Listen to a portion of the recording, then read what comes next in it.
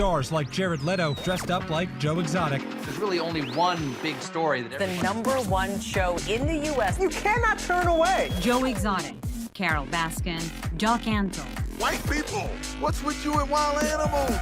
When Tiger King became a phenomenon, hey, all you cool cats and kittens, it's hey, Carol. all you cool cats and kittens, it's me, Ellen. It made each of them household names. Joe Exotic. Serie documental de Netflix, Tiger King.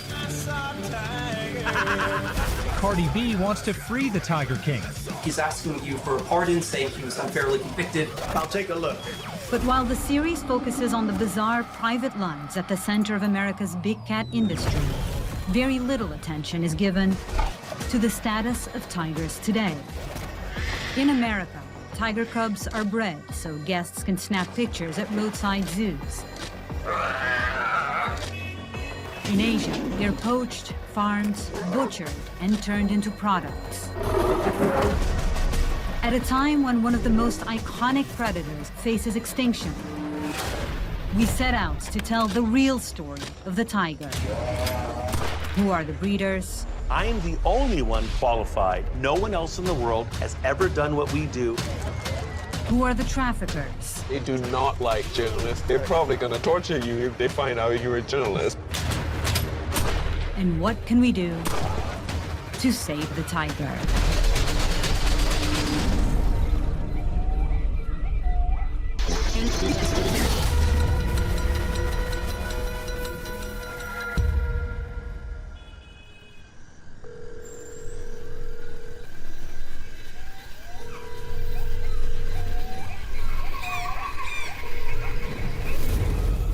Prepaid call from Joe Exotic, an inmate at the Grady County Jail.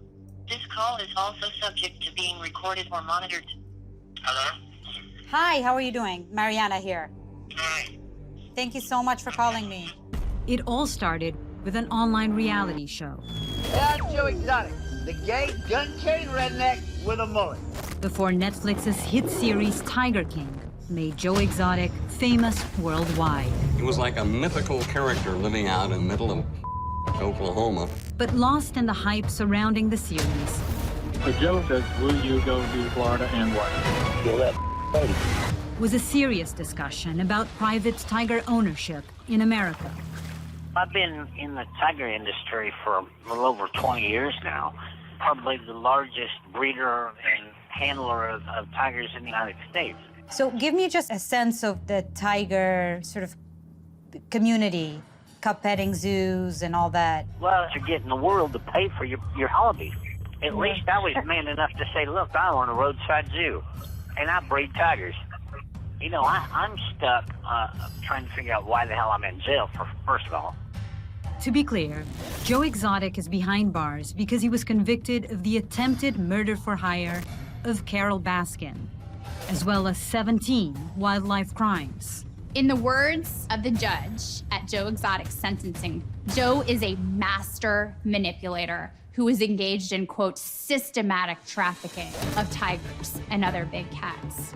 Yet, critics of Tiger King say the series celebrated Joe, while largely overlooking his treatment of animals.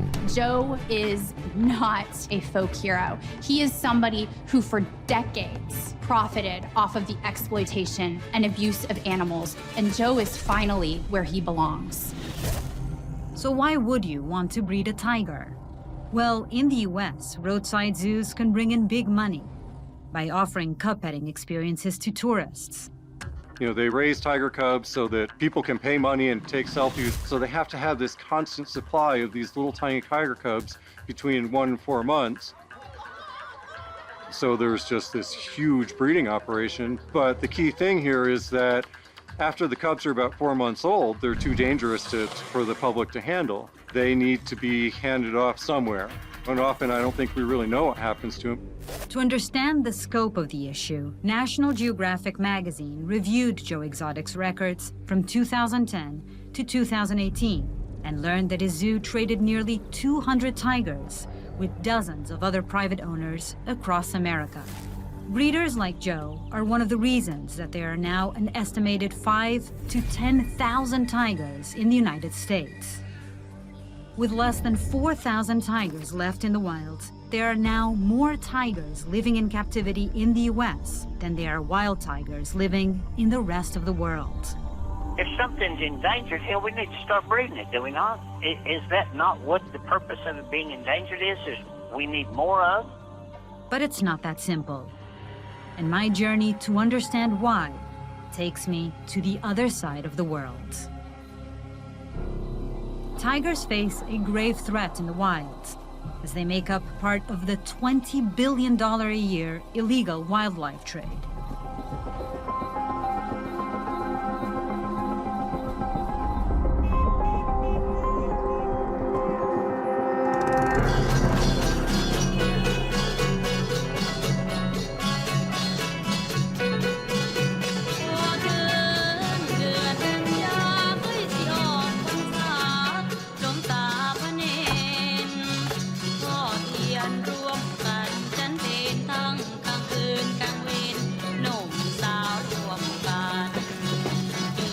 To see just what the tiger is up against, I'm headed to the front lines of that global black market.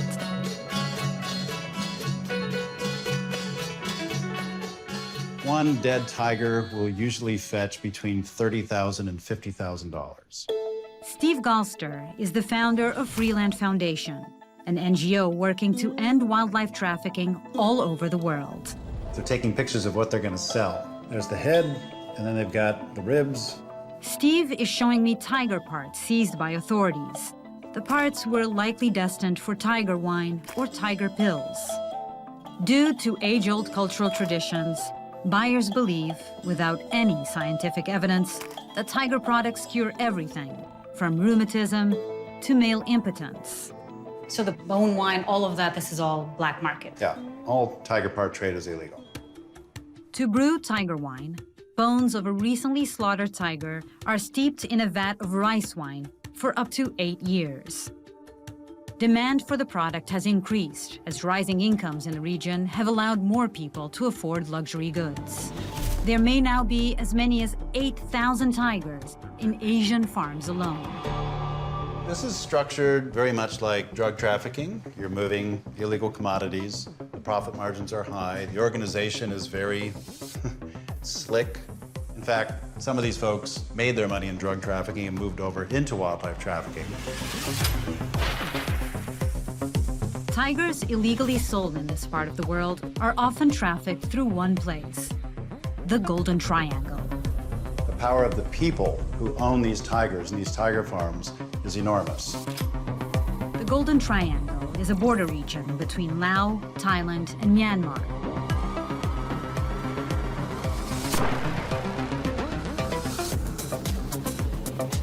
You know, I've been working on tiger investigation for a long time.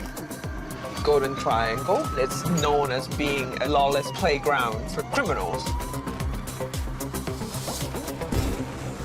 Anna, not her real name, is a freelance journalist who has investigated the black markets of this region for years. For her safety, we're disguising her identity. Why here? Of all the places, why do you think that all this wildlife trafficking is happening through here? Most wild tigers go to China or Vietnam. So Laos is like the perfect transit place. Just across the Mekong River from Thailand lies the King's Roman Casino. Run by Zhao Wei, a Chinese businessman, the casino advertises itself as the place for legal gambling in the region. But the U.S. Treasury Department has said that Zhao Wei is involved in drug smuggling, child prostitution, and wildlife trafficking. Drugs, weapons, and wildlife trafficking. Everything bad, you name it. So it's sort of like a little criminal enclave inside Laos. So in that respect, it's super dangerous because they're trying to protect their income. Yeah. Zhao Wei has denied the charges against him. In the past, his casino openly advertised tiger bone wine in promotional brochures, and recent reports say they are still breeding tigers. Anna visited the casino grounds herself 5 days ago and witnessed a zoo with dozens of tigers, which she believes could be destined for tiger wine. They actually located before the casino. Just tigers in cages? Yeah. Tomorrow, I'll be visiting the King's Roman Casino myself.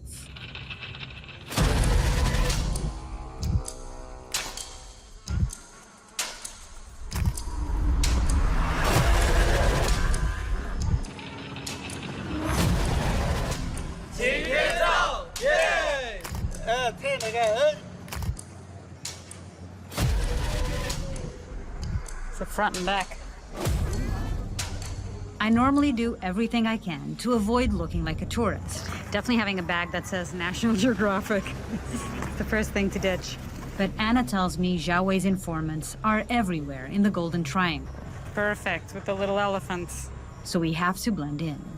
So this is Jeff, our director, who's fully embracing the blending in like a tourist. That's right. That hat looks great on you. Thank you, yeah. Tommy gave it to me, our driver, and said, you need to look like tourists. Golden Triangle. Yeah, cheese! Golden Triangle!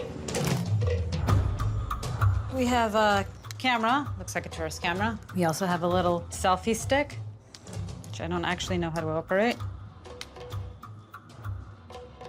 There'll be a lot of selfies today, a lot of smiling. One thing really important, actually, is to smile a lot. Make sure you really look like tourists. We're having a great time. Everybody has their passports. Posing as tourists, my team and I are leaving the relative safety of Thailand and crossing over into Laos.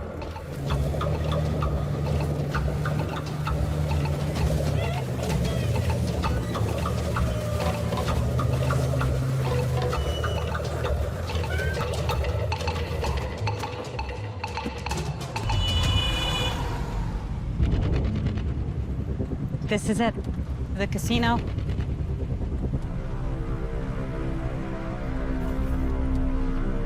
Okay, tourist mode. Let's do this.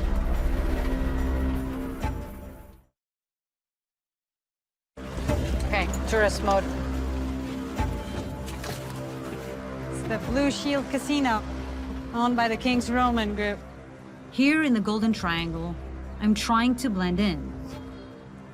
I don't want to catch the attention of alleged criminal boss, Xiaowei.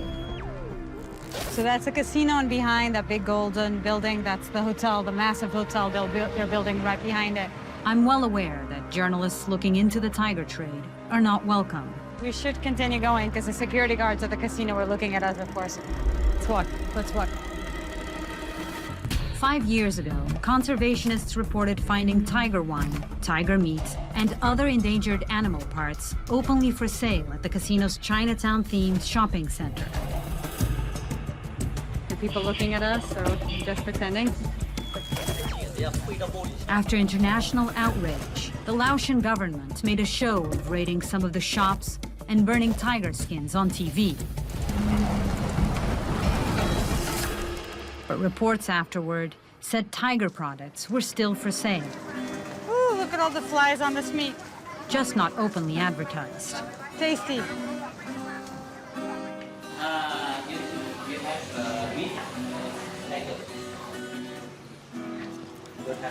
When I ask for tiger meat, I'm laughed at. No. I try various shops. Nobody know? Yeah, nobody know. But if any of them have black market tiger products, they're not about to sell them to a Westerner.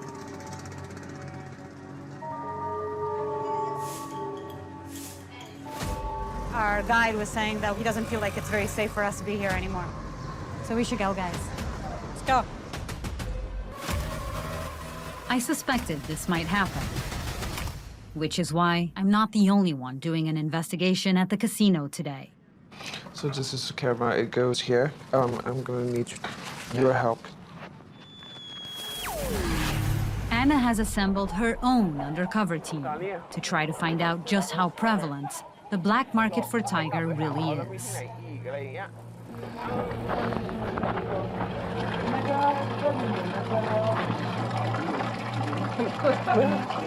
Like me, Anna is rebuffed at first.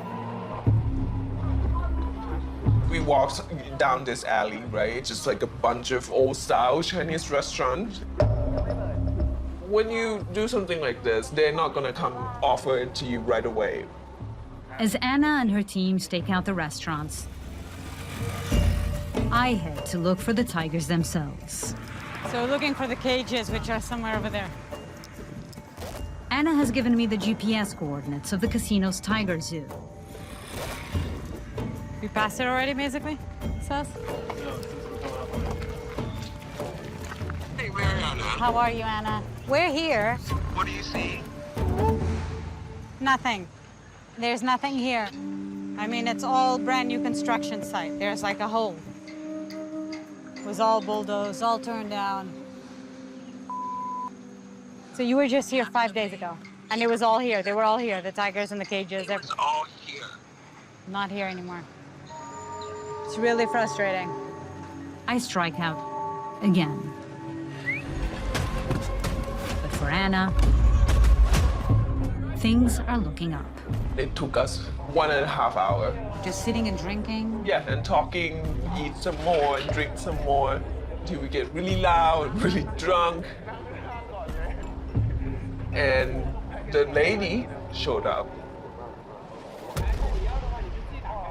And she, take out this thing. And I'm like, what? Such an amazing presentation. It's incredible. So it's an actual glass. You see an actual glass. Yeah, I have it here too. You want to take? Yes, I'd love to see it. Anna can't confirm that this is actually tiger wine, but in a dark twist, the box is labeled Tiger King wine. It is insane. A couple years ago, almost at every Chinese restaurant sell tiger bone wine out in the open and tiger meat. But because the US has sanctioned them, they really try hard to change the image. So everything has gone underground. Investigators in the Golden Triangle say that tiger products here are increasingly sold under the counter.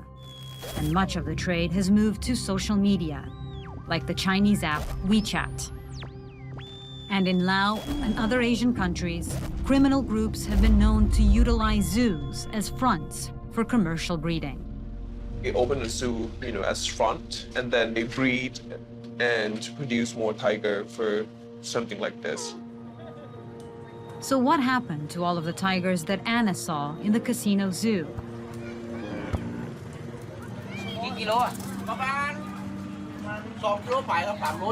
About 3 kilometers. About 3 kilometers? Yes. Are they in cages? The tigers in cages? Just when I'm about to get on the boat back to Thailand, we catch a lucky break. Tommy here has been inquiring for us all around. And as we're about to leave, Tommy made some contact with this guy behind us who drives a tuk-tuk, and he knows where the tigers are located. The driver says the casino's tigers were moved just a few days ago to a new zoo high on the mountain.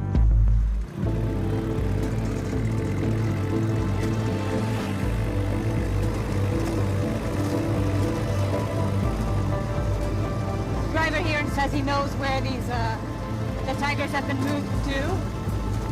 We hope that he actually does know, and also that he's not taking us to a police station or the casino owners or.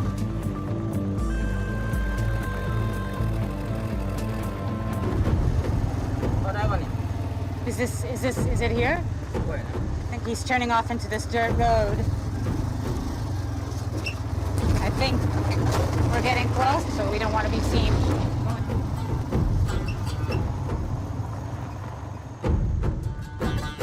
The compound appears to be surrounded by a tall perimeter wall.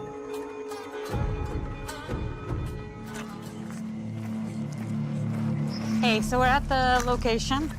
We're going around the fences to try to see if we can find an opening in. As we walk up, we can see black bears in the distance. Though we can't be sure the fate of these bears, in the past, bear paw soup has been offered on menus at King's Roman Casino. We've seen bears, we've seen deer. We're still trying to find the tiger cages. And then we hear the roars. Okay. He's saying we can see them from here. Far away, but unmistakable. You see them? Chinese tourist people. Chinese what? Police? Tourist. Okay, guys, let's walk. Let's walk. Tour. Stop. Oh, stop. Sorry.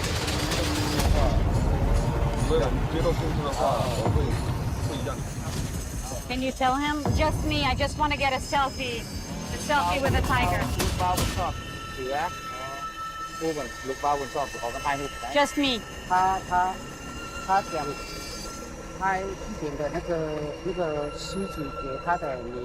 I will stay away, far away. She cannot. Just like this. Yeah. He says cannot. The guards are adamant that we can't get in to see the tigers. It's incredibly frustrating to be so close. But what they do next is better than the alternative. They let us go.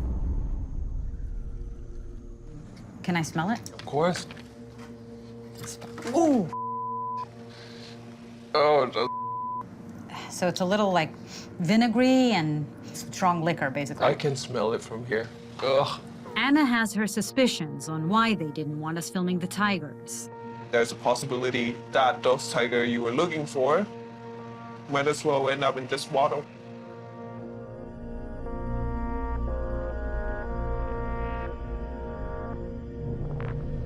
The killing hasn't stopped. Wild tiger has come to a point of almost extinct.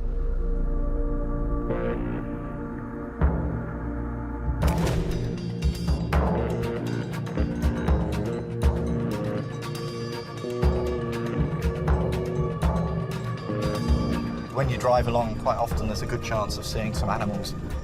Things like deer and gaur, wild boar, maybe jackals. Tigers? Yep.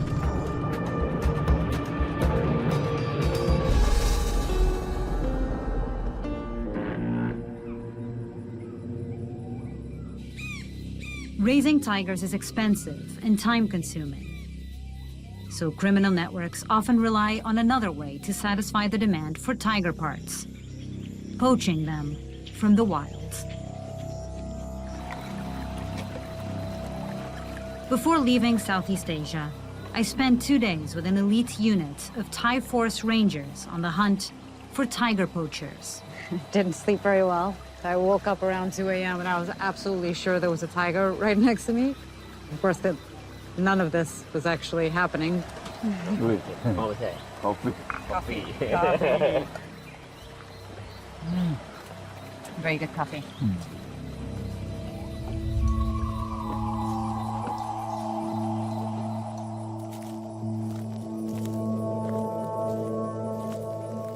So, what are you looking for here, Gao? Footsteps or any sort of evidence that there were poachers here? ใช่ครับ ตอนนี้หารอยเท้าใหม่ว่าเขากลับมาเอาหรือยัง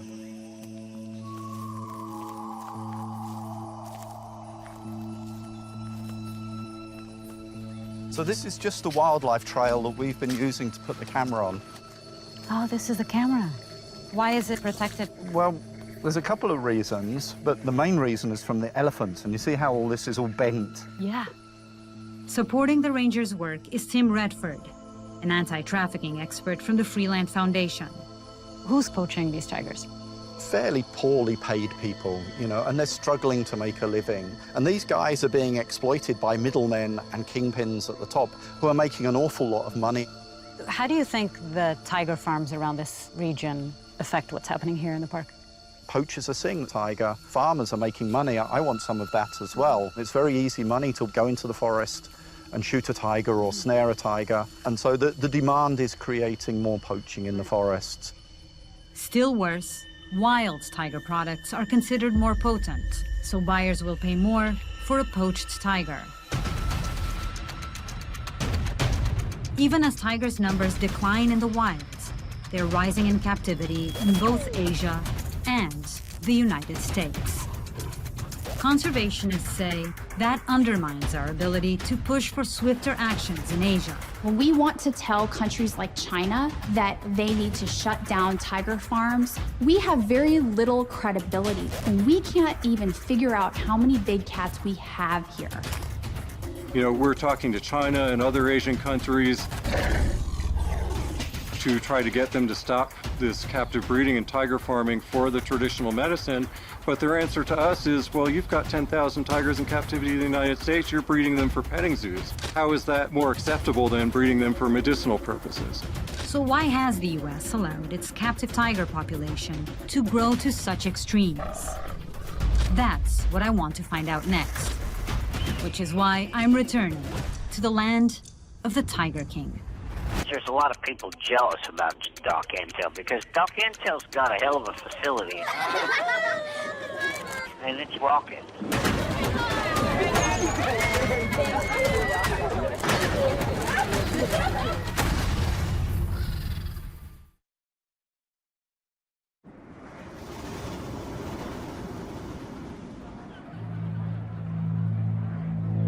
So it looks like it's a super residential neighborhood over here. As far as breeders, I was definitely the biggest breeder. Joe Exotic won't be eligible for parole until 2034. But other private tiger owners are breeding cubs in his place. My facility is still doing it. So Jeff Lowe is one of the biggest breeders. Doc Antle is a big breeder. If you watched Tiger King, these names should be familiar, especially Doc Antle, who Joe Exotic has described as a mentor. And I think this is it. This is the entrance. There's so many cars here already. You know, his name comes up a lot because there's a lot of people jealous about Doc Antle. How many guys have been here before? Fresh meat? Everyone? Because Doc Antle's got a hell of a facility.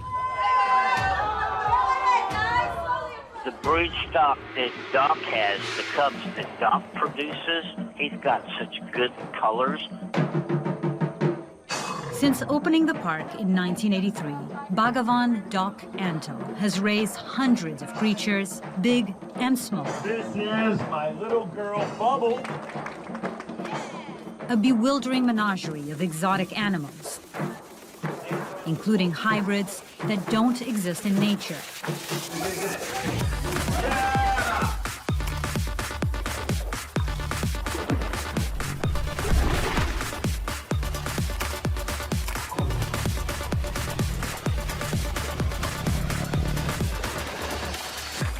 And we should note, National Geographic previously worked with Antle, though they haven't done so for years. Step right up. You can pet that big face. Look at those incredible eyelashes. Wow. See how she feels right there? Look right there to camera. Doc Antle is best known for his tigers.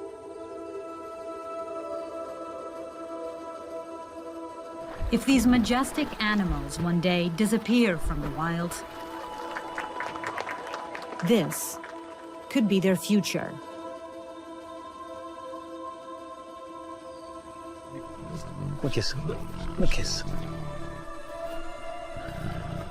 Myrtle Beach Safari is an interactive wildlife facility where people can come and visit and get an up-close, uncaged experience that allows them to make a connection with wildlife that isn't available anywhere else.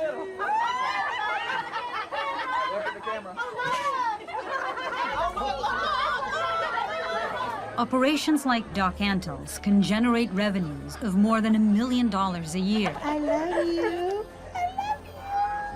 People pay a premium price to visit the facility. That price goes back towards operating the facility and then goes directly into the wild to support conservation programs. Specifically, he mentions their support for the Suraya Forest Research Station in Sumatra, Indonesia. We solely have built ranger stations deep in the jungles. We pay the rangers salaries every day to walk the jungles, to pick up deadly snares, to chase down poachers. Cub petting is legal in the United States if the facility is licensed by the USDA. Oh my gosh. But it is not allowed by the Association of Zoos and Aquariums, which oversees highly regarded zoos, aquariums, and animal parks. No reputable facility allows any human contact with big cats. This is something that is only done by roadside zoos. Oh my God, thank you. magicians, circuses, and the industries that profit off of the exploitation of big cats. I think that cub petting is an appalling way to get people to care about tiger conservation, because to do it, you have to keep breeding all these cubs. These cats are taken away from their mothers. They're being handled and passed around. Oh, he's not very happy. All just to make a buck.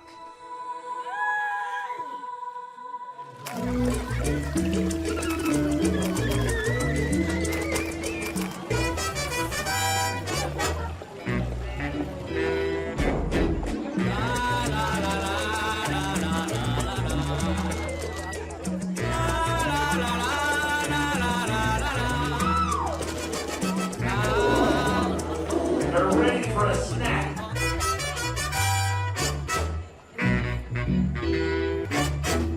A lot of animal experts would say that They're not experts.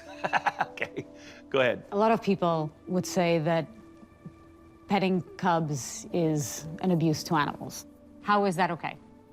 By hand raising the cubs, you create for those animals a lifestyle where they're very peaceful about the world that they're in.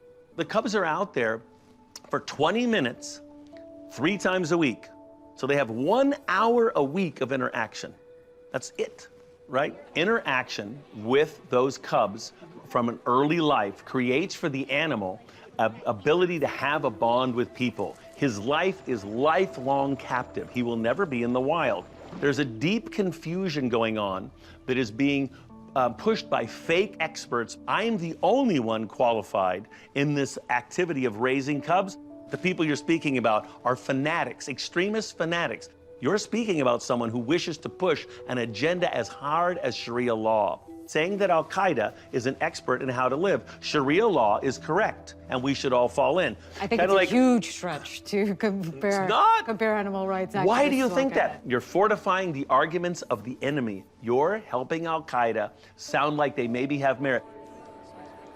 I think that it doesn't pass the smell test to suggest that people who are advocating for a more humane world are Al-Qaeda.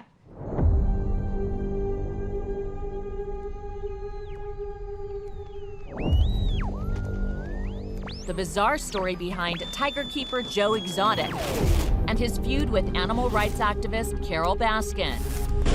But I would like to know what happened to that husband. Lost in the Tiger King-fueled melodrama surrounding the disappearance of Carol's ex-husband was an explanation of why tiger sanctuaries like Big Cat Rescue actually exist. People started calling and saying, would you take my lion, would you take my tiger? And so what I thought was going to be a very easy thing to fix turned into a much bigger project. Tiger owners in the US have few places to turn when their cute little cub grows into a 450-pound alpha predator, especially when it costs $10,000 a year to feed it. So Doc Antle, when he was referring to Big Cat Rescue, he called this place a scamtuary. The sanctuaries, scamtuaries in the United States, I feel, are an enormous drain to saving tigers. What would you say to them? I think people like him project their own failings on those around them. We saw that with Joe Exotic. You know, he would constantly accuse me of things that it turned out he was doing. When I started researching this story, I was shocked to learn it's easier in the US to buy a tiger than to adopt a rescue dog. That's because there's no overarching federal law regulating tiger ownership. But the Baskins would like to change that. Our primary mission is to put ourselves out of business, and the way we plan to do that is by changing the laws and changing people's minds so that they don't want to see these animals in cages. In 2003, they helped pass a bill that made it illegal for private owners to sell tigers across state lines. It's important to remember that they're wild animals and they shouldn't be kept as pets or treated like petting zoo animals. And their latest lobbying effort is the Big Cat Public Safety Act. The Big Cat Public Safety Act would ban the private possession of big cats, and it would stop the cub handling.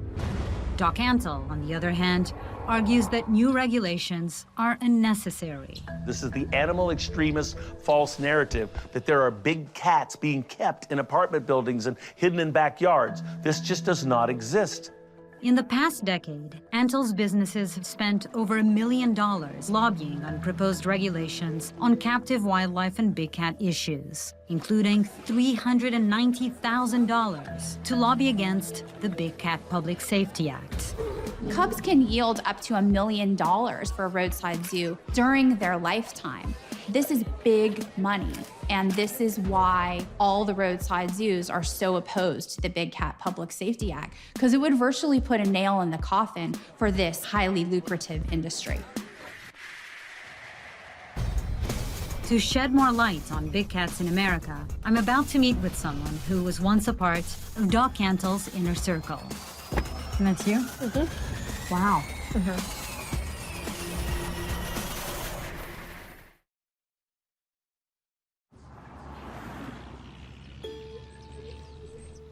This was... Oh my God, is this you? Yeah. My name when I was there was Bala.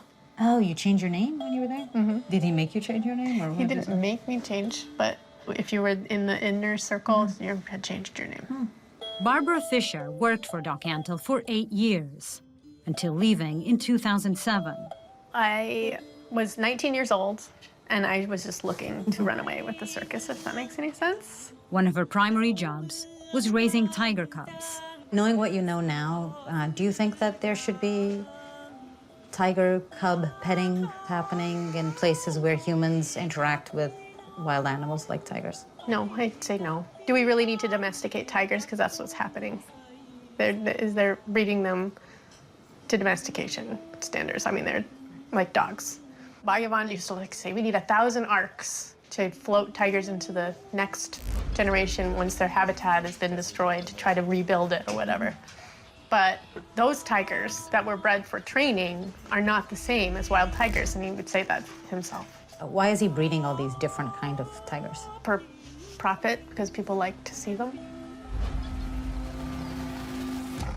One of the big things that your critics say is that what you're doing here is breeding tigers for profit.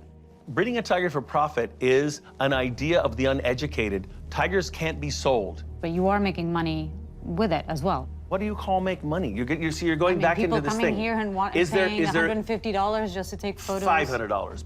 But is there money left over? No. So am I making money? No.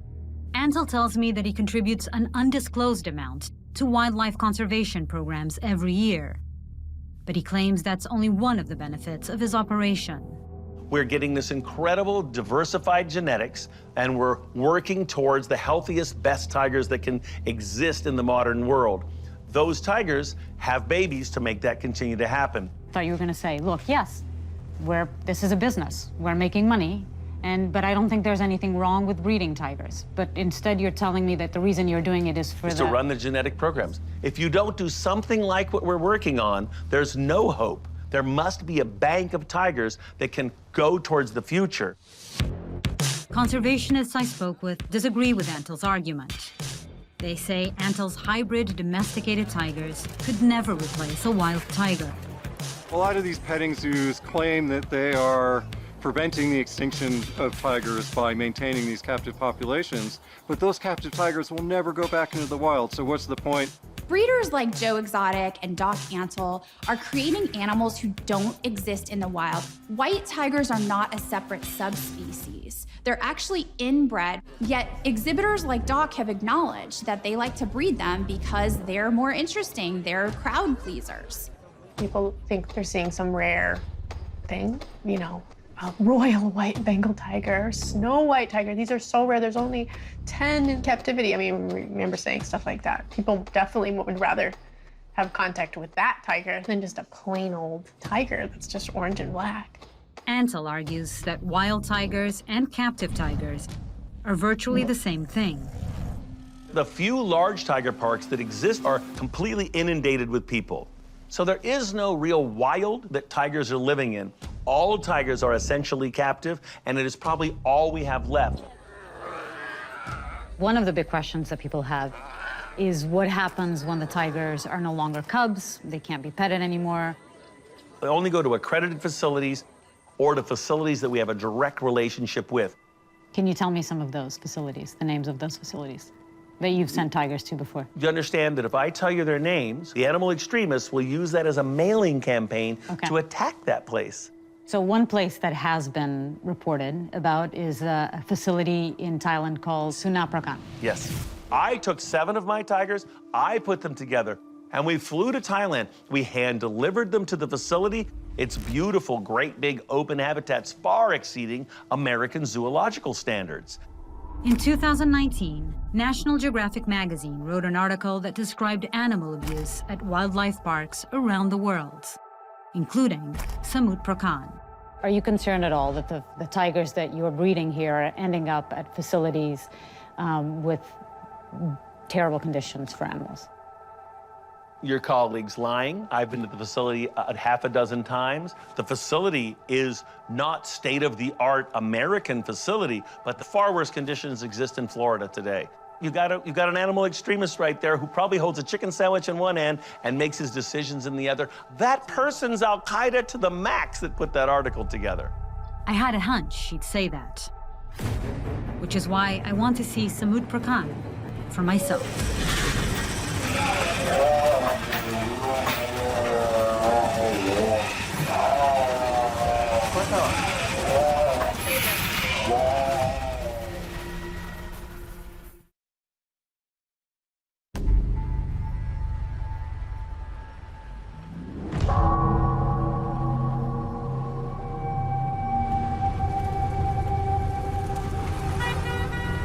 In 2005, Doc Antle transferred 7 tigers from Myrtle Beach Safari in South Carolina to Samut Prakan. There you go.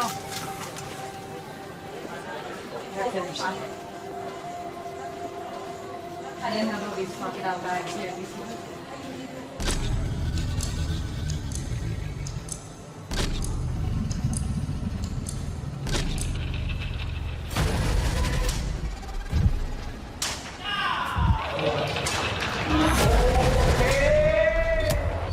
We walk around the zoo pretending we're tourists. We can get a true sense of what it's like.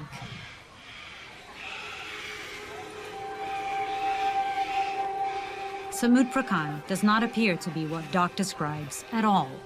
There's a little cub right here in a cage, 5, 6 weeks old, more or less. I have to smile because the guy is looking at me all the time, but it's a tiny cage, and he's just walking back and forth. Look at that. Soon after I enter, I'm greeted by a tiger, chained to the ground so that tourists can take photos.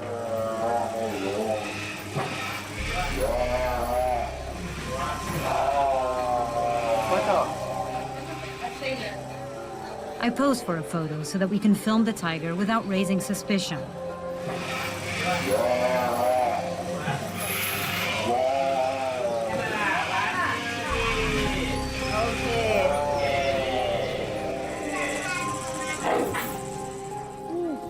Oh my God, that was really disturbing. All so that you can have a photo with a tiger, you know? As I walk further into the zoo, I see tigers spacing in small cages.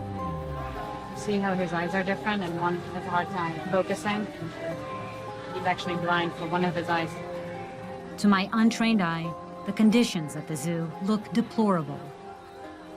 Tigers are complex apex predators, and in the wild, they have home ranges of up to hundreds of square miles.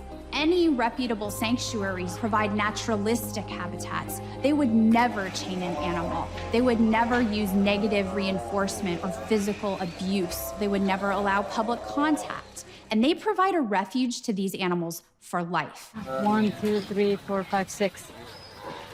I see 6 tigers in a really small enclosure. This is about the size of a basketball court. The sun is right on them. It's really hot, 90-something degrees. Really, really sad. We don't know exactly how big this tiger enclosure is, and Samut Prakan did not respond to our request for comments. He said it's the most beautiful, clean place, remember? Right. its beautiful, great big open habitats far exceeding American zoological standards. Doc Antle also did not respond to follow-up questions after my visit to Samut Prakan. Back in America, he's facing serious allegations.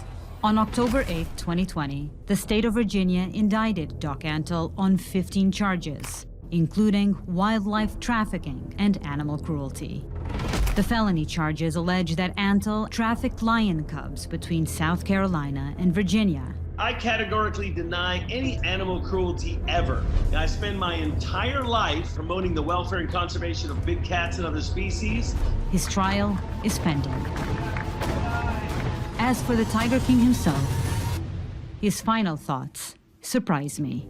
I hate to sound like an animal rights person, but my whole outlook on animals being in captivity since I've been in jail has changed.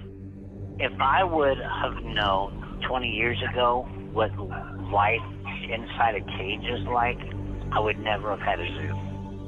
It doesn't matter if it's a tiger or a gerbil. No animal belongs in a cage. However, it will take a lot more than Joe Exotic's change of heart to save the world's wild tigers. The situation for tigers on this planet absolutely is not hopeless. We know how to protect tigers in the wild. All you need to do is lock down protected areas, protect the tigers from poaching, protect them from habitat loss, and tigers in those protected areas will thrive. Consumers on both sides of the globe will have to ask themselves some hard questions.